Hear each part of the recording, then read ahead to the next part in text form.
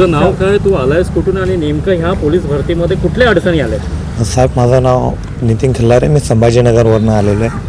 मी इथे कालच्या ग्राउंडचं असल्यामुळे आज आम्ही परवतच आलेलो आहे, कारण की आम्हाला वाटलं की लवकर गेलं तर लवकर शूट अप होईल. उन्हाचा ग्राउंडच्यामुळे आम्ही लवकर पळू.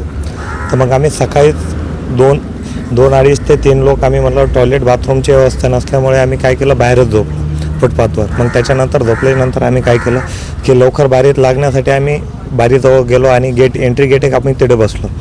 तर आम्ही केल्याच्यानंतर 1600 वगैरे झालं मध्ये.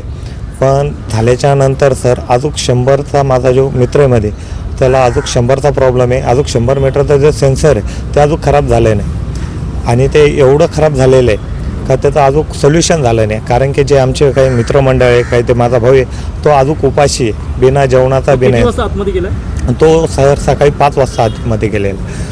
आणि आता वाजले दुपारचे 2. आता दुपारचे 2 वाजले. आता जेवणाचं कसं होणार आणि तो 100 शूट मारणार कसा?